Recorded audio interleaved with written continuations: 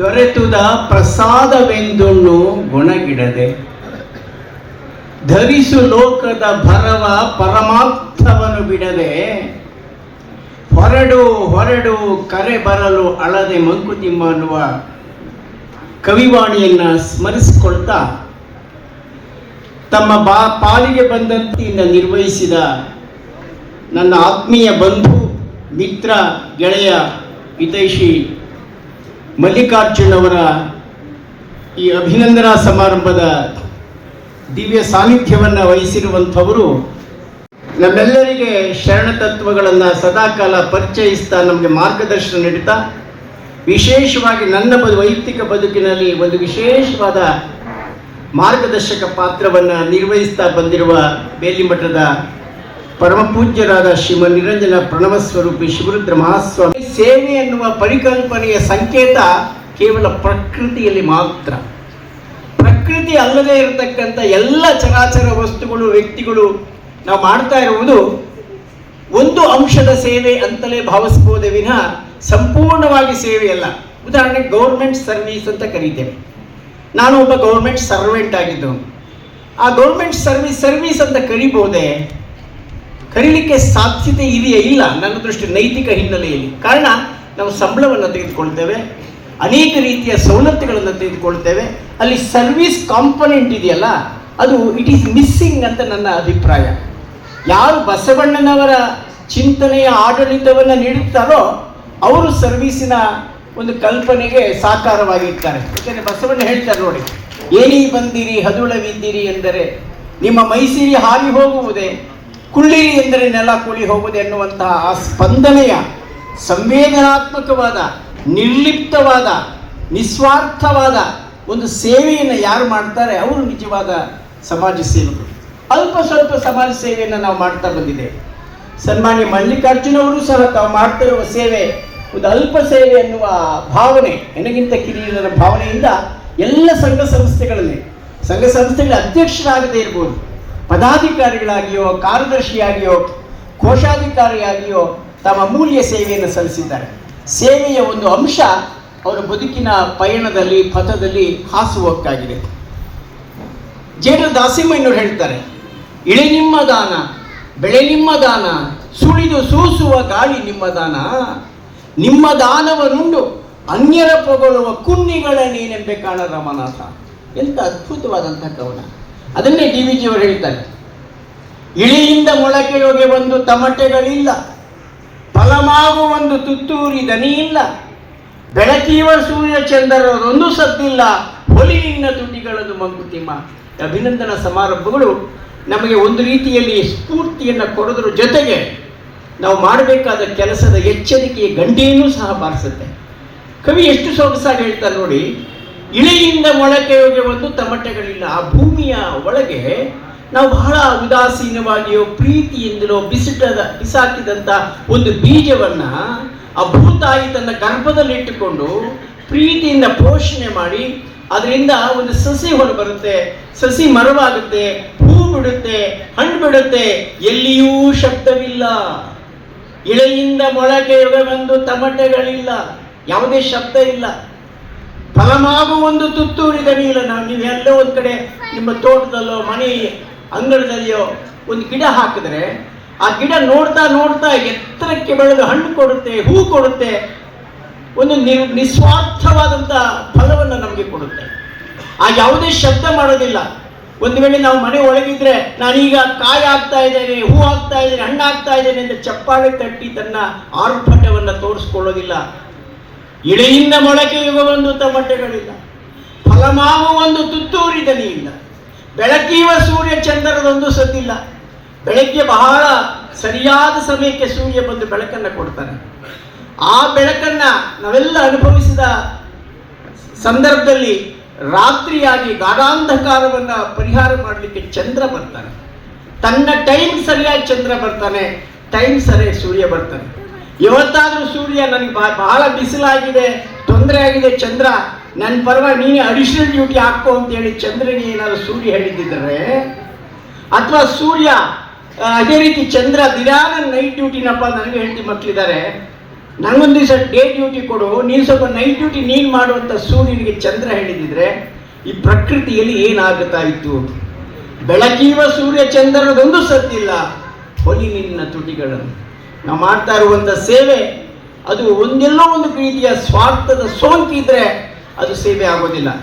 ನಾನು ಈ ಸಂದರ್ಭದಲ್ಲಿ DVG ಒಂದು ಕವನವನ್ನು ತಮ್ಮ ಮುದ್ದೆ ನನ್ನ ಮಾತನ್ನು ಮುಗಿಸಲಿಕ್ಕೆ ಪ್ರಯತ್ನ ಪಡ್ತೇನೆ. ಪೂಜ್ಯ ಶ್ರೀಗಳ ಆಶೀರ್ವಾದ ಇದೆ. ಬಹಳ ಸೊಗಸಾದ ಕವನವನ್ನು ನಮ್ಮ ಮಕ್ಕಳಿಗೆ ಹೇಳಿ ವಚನಗಳ ಜೊತೆಗೆ ಇಂತಹ ಕವನಗಳನ್ನು ನಾವು ಹೇಳಿಕೊಡಬೇಕು. ವನಸುಮದೊಳೆನ್ನ ಜೀವನವು ವಿಕಸಿಸುವಂತೆ ಮನವನ್ನು ಅನುಗೊಳಿಸು ಗುರುವೇ ಹೇ ದೇವ. ಎಂಥ ಅದ್ಭುತವಾದಂಥ ಪ್ರಾರ್ಥನೆ. DVG ಅವರು ಹೇಳ್ತಾರೆ, ವನಸುಮದಲ್ಲಿ ಒಂದು ಹೂದೋಟದಲ್ಲಿ ಯಾವ ರೀತಿ ಸುಮ ಅರಳಿ ವಿಕಸಿಸಿ ತನ್ನ ಸೌರಭವನ್ನು ಬೀರುತ್ತೋ ಹಾಗೆ ನನ್ನ ಜೀವನ ಪ್ರಕಾಶಗೊಳ್ಳುವಂತೆ ಮಾಡು. ನನ್ನ ಜೀವನದಿಂದ ಪರಿಮಳ ಬೀರಿ ಸೇವೆಯ ದೃಷ್ಟಿಯಲ್ಲೋ ಅಥವಾ ಈ ಕರ್ತವ್ಯದ ದೃಷ್ಟಿಯಲ್ಲೋ ಆ ಪರಿಮಳ ಬೀರಿ ನನ್ನ ಜೀವನ ಸಾರ್ಥಕ ಆಗುವಂತೆ ಮಾಡು. ವನಸುಮದೊಳೆನ್ನ ಜೀವನವು ವಿಕಸಿಸುವಂತೆ ಮನವನ್ನು ಅನುಗೊಳಿಸು ಗುರುವೇ ಹೇ ದೇವ. ಜಗಕ್ಕೆ ಸಂತಸವ ನೀವ ಘನನು ನಾನೆಂದೆಂಬ ಎಣಿಕೆ ತೋರದೆ ಜಗದ ಪೊಗಳಿಕೆಗೆ ಬಾಯಿ ಬಿಡದೆ. ಎಂಥ ಅದ್ಭುತವಾದಂಥ ಮಾತು. ಎಲ್ಲೋ ಬಿರಿಯುವಂಥ ಹೂವು ಎಂದೂ ಸಹ ನಾನು ಪರಿಮಳ ಬೀರ್ತಾ ಇದ್ದೇನೆ ಅಂತ ಹೇಳ್ಕೊಳ್ಳೋದಿಲ್ಲ. ಬಹಳ ನಿಶ್ಶಬ್ದದಿಂದ ನಿರ್ಮಲವಾದ ರೀತಿಯಲ್ಲಿ ಅದು ಬೆಳೆದು ನಮಗೆ ಪರಿಮಳವನ್ನು ಕೊಡುತ್ತೆ. ಈ ಜಗಕ್ಕೆ ಸಂತಸ ಕೊಡ್ತಕ್ಕಂಥವ್ರು ನಾನು, ಜಗವನ್ನು ಉದ್ಧಾರ ಮಾಡ್ತಕ್ಕಂಥವ್ರು ನಾನು ಅನ್ನೋ ಭ್ರಮೆ ನಿನಗೆ ಬೇಡ. ಜಗಕ್ಕೆ ಸಂತಸವೀವ ಘನನು ನಾನೆಂದೆಂಬ ಎಣಿಕೆ ತೋರದೆ ಜಗದ ಹೊಗಳಿಕೆಗೆ ಬಾಯಿ ಬಿಡದೆ. ನಾವೆಲ್ಲ ಹೊಗಳಿಕೆಗೆ ಬಾಯಿ ಬಿಡ್ತೇವೆ. ನನ್ನನ್ನು ಸೇರಿಕೊಂಡಂತೆ ಯಾರೂ ಸಹ ಇದಕ್ಕೆ ಹೊರತಲ್ಲ. ಹೊಗಳಿಕೆ ಅನ್ನುವಂಥ ಅಷ್ಟು ದೊಡ್ಡ ಪ್ರಖರವಾದಂಥ ಒಂದು ಅಸ್ತ್ರ ಅದು. ಅದನ್ನೇ ಕವಿ ಹೇಳ್ತಾನೆ, ಅನ್ನದಾತುರಕ್ಕಿಂತ ಚಿನ್ನದಾತುರ ತೀಕ್ಷ್ಣ, ಚಿನ್ನದಾತುರಕ್ಕಿಂತ ಹೆಣ್ಣುಗಂಡಲವು ಈ ಮನ್ನಣೆಯ ದಾಹ ಎಲ್ಲಕ್ಕೂ ತೀಕ್ಷ್ಣತಮ, ತಿನ್ನುವುದು ಆತ್ಮವನ್ನೇ ಮಂಕುತಿಮ್ಮ. ಮತ್ತೆ ಹೇಳ್ತಾರೆ, ಕಾನನದಿ ಮಲ್ಲಿಗೆಯು ಮೌನದಿ ಬಿರಿದು ನಿಜ ಸೌರಭವ ಸೂಸಿ ನಲವಿಂದ ತಾನೆಲೆಯ ಪಿಂತಿರಿದು ದೀನತೆಯ ತೋರಿ ಅಭಿಮಾನವನ್ನು ತೊರೆದು ಕೃತಕೃತ್ಯತೆಯ ಪಡೆಯುವಂತೆ. ನೋಡಿ, ಕಾನದ ಅರಣ್ಯದಲ್ಲಿ ಒಂದು ಮಲ್ಲಿಗೆ ಮೌನದಿಂದ ಬಿರಿಯುತ್ತೆ. ಮೌನದಿಂದ ಬಿರಿದು ನಿಜ ಸೌರಭವನ್ನು ಸೂಸುತ್ತೆ. ಎಲ್ಲಿರುತ್ತೆ ಆ ಮಲ್ಲಿಗೆ ಹೂವು? ಯಾವುದೋ ಒಂದು ಎಲೆಯ ಹಿಂದೆ ಇರುತ್ತೆ. ತಾನೆಲೆಯ ಪಿಂತಿರಿದು ಎಲೆಯ ಹಿಂದೆ ಇದ್ದು ಅದೃಶ್ಯವಾಗಿ ಯಾರಿಗೂ ಕಾಣದೇ ಇರತಕ್ಕಂಥ ಆ ಹೂವು ಆ ಎಲೆಯ ಹಿಂದೆ ಇದ್ದರೂ ಸಹ ಆ ಪರಿಮಳವನ್ನು ಬೀರುವಂತೆ ನನ್ನ ಬದುಕನ್ನು ಸಾರ್ಥಕ ಮಾಡುವಂತೆ ಮಾಡುತ್ತಂದೆ. ಉಪಕಾರಿ ನಾನು ಎನ್ನುಪಕೃತಿಯು ಜಗಕ್ಕೆಂಬ. ನನ್ನಿಂದಲೇ ಈ ಸಮಾಜ, ನನ್ನಿಂದಲೇ ಎಲ್ಲರೂ ಈ ಸಮಾಜದಲ್ಲಿ ಇರ್ತಕ್ಕಂಥದ್ದು ಅನ್ನುವಂಥ ಗರ್ವವನ್ನು ಅಹಂಕಾರವನ್ನು ಬಿಟ್ಟು ಉಪಕಾರಿ ನಾನು ಎನ್ನುಪಕೃತಿಯು ಜಗಕ್ಕೆಂಬ ವಿಪರೀತ ಮತಿಯನುಳಿದು, ಅಳಿದು ಅಂತಾದರೂ ಆಗ್ಬೋದು, ಉಳಿದು ವಿಪುಲಾಶ್ರಯವ ನೀವ ಸುಫಲ ಸುಮಭಾರಿತ ಬಾದಪದಂತೆ, ಅಂದರೆ ಮರದಂತೆ. ನಾನು ಉಪಕಾರಿ ಎನ್ನುವ ಕಲ್ಪನೆ ನಿನ್ನಲ್ಲಿ ಬೇಡ. ನೀನು ಯಾರು ಉಪಕಾರ ಮಾಡಲಿಕ್ಕೆ? ಜಗತ್ತು ಈ ಪ್ರಪಂಚಕ್ಕೂ ಎಲ್ಲವೂ ಪ್ರಪಂಚ ಈ ಪ್ರಕೃತಿ ಕೊಟ್ಟಿರುವಂಥದ್ದೇ. ನಾವು ಸೃಷ್ಟಿ ಮಾಡೋದು ಏನು? ಒಂದು ಅನ್ನದ ಅಗಳನ್ನು ಸೃಷ್ಟಿ ಮಾಡಲಿಕ್ಕೆ ಸಾಧ್ಯವಿಲ್ಲ. ಒಂದು ಹೂವನ್ನು ಸೃಷ್ಟಿ ಮಾಡಲಿಕ್ಕೆ ಸಾಧ್ಯ. ಪ್ಲಾಸ್ಟಿಕ್ ಹೂವನ್ನು ಮಾಡ್ತೇವೆ. ಪ್ಲಾಸ್ಟಿಕ್ ಹೂವು, ಅದರಲ್ಲಿ ಯಾವುದೇ ಸ್ಪರ್ಶಾನಂದ ಇರೋದಿಲ್ಲ, ಸುಮಧುರವಾದ ಸುಮರಳ ಪರಿಮಳವೂ ಇರೋದಿಲ್ಲ. ಹಾಗಾಗಿ ಈ ವಿಪುಲಾಶ್ರಯವ ನೀವ ಬಾಧಕ ಒಂದು ಮರ, ವೃಕ್ಷ, ಕಲ್ಪ ವೃಕ್ಷ ಎಷ್ಟು ರೀತಿಯ ಪ್ರಯೋಜನವನ್ನು ಈ ಜಗತ್ತಿಗೆ ಕೊಡುತ್ತೆ. ಆ ರೀತಿಯಲ್ಲಿ ನನ್ನ ಅನುಗೊಳಿಸುತ್ತದೆ. ವನಸುಮದೊಳೆನ್ನ ಜೀವನ ವಿಕಸಿಸುವಂತೆ ಮಾಡು ಅನ್ನುವ ಕವಿವಾಣಿಯನ್ನು ಸ್ಮರಿಸ್ಕೊಳ್ತಾ, ಮಲ್ಲಿಕಾರ್ಜುನ ಅವ್ರದ್ದು ನಂದು ಬಹಳಷ್ಟು ದೀರ್ಘಕಾಲದ ನಂಟು, ಅದು ಈಗಲೂ ಉಂಟು. ಅವರ ಹತ್ರ ಇದೆ ಅವರ ಹತ್ರ ಇದೆ ಗಂಟು. ಈ ಮಲ್ಲಿಕಾರ್ಜುನ ಅವರು ವ್ಯಾವಹಾರಿಕವಾಗಿ ಬಹಳ ನಿಪುಣರು. ಅವರು ಫೈನಾನ್ಸ್ ಕಾರ್ಪೊರೇಷನ್ನಿಂದ ಪ್ರಾರಂಭ ಆಯಿತು. ಶಿವಶಕ್ತಿ ಫೈನಾನ್ಸ್ ಅಂತ ಪ್ರಾರಂಭ ಮಾಡಿದ್ರು. ಒಂದು ಶಿವಾನಂದ ಫೈನಾನ್ಸ್ನಲ್ಲಿ ನಮ್ಮ ಚಂದ್ರಶೇಖರ್ ಅವರು, HS ರಾಜಣ್ಣವರು, ಬಸಪ್ಪನವರು, ಬಸಪ್ಪನವರು ಇದ್ದಂತಹ ಒಂದು ಫೈನಾನ್ಸ್ ಕಂಪನಿಗೆ ಒಬ್ಬ ಸಾಮಾನ್ಯ ಒಬ್ಬ ನೌಕರನಾಗಿ ಸೇರಿದಂಥವರು. ಆನಂತರ ಸ್ವತಃ ಶಿವಶಕ್ತಿ ಫೈನಾನ್ಸನ್ನು ಪ್ರಾರಂಭ ಮಾಡಿ ರಾಜ್ಯದ ಫೈನಾನ್ಸ್ ಕಾರ್ಪೊರೇಷನ್ನಿನ ಆ ಸಮಿತಿಗೆ ಕಾರ್ಯದರ್ಶಿಯಾಗಿ ಮತ್ತು ಅನೇಕ ನಂಜುಂಡಪ್ಪನವರ ಟ್ರಸ್ಟು, ಸಂಪನ್ನಪ್ಪ ಟ್ರಸ್ಟು ಭಾಳ ಕೆಲಸ ಮಾಡಿದ್ದಾರೆ. ಮತ್ತು ವಿಶೇಷವಾಗಿ ನನ್ನ ಜೊತೆಯಲ್ಲಿ ನಾನು ಆ ಅಧ್ಯಕ್ಷನಾಗಿರುವ ಬಸವೇದಿಕೆಯ ಕಾರ್ಯದರ್ಶಿಯಾಗಿ ಬಹಳ ಫೈನಾನ್ಸ್ ವಿಷಯದಲ್ಲಿ, ಆರ್ಥಿಕ ವಿಷಯದಲ್ಲಿ ಬಹಳ ಶಿಸ್ತನ್ನು ಕಾಪಾಡಿಕೊಂಡು ಬಂದಿದ್ದಾರೆ. ಅವ್ರಿಗೆ ಹಣ ಕೊಟ್ಟರೆ ಹಣ ಬೆಳೆಯುತ್ತೆ ವಿನಃ ಅದು ಕಳ್ಕೊಳ್ಳೋಕ್ಕೆ ಚಾನ್ಸೇ ಇಲ್ಲ. ಅಂತಹ ಒಬ್ಬ ನಿಸ್ಪೃಹ ಶಿಸ್ತಿನ ಒಬ್ಬ ವ್ಯಕ್ತಿ ಇವತ್ತು ಸನ್ಮಾನಕ್ಕೆ ಪಾತ್ರರಾಗಿರ್ತಕ್ಕಂಥದ್ದು ಬಹಳ ಅನನ್ಯವಾದಂಥದ್ದು. ಸನ್ಮಾನ ಪಡ್ಕೊಳ್ಬೇಕಾದ್ರೆ, ಅಭಿನಂದನೆ ಪಡ್ಕೊಳ್ಬೇಕಾದ್ರೆ ಯಾವುದೋ ಮುಖ್ಯಮಂತ್ರಿ ಆಗಬೇಕಾಗಿಲ್ಲ, ಪ್ರಧಾನಮಂತ್ರಿ ಆಗಬೇಕಾಗಿಲ್ಲ, ರಾಷ್ಟ್ರಪತಿ ಆಗಬೇಕಾಗಿಲ್ಲ.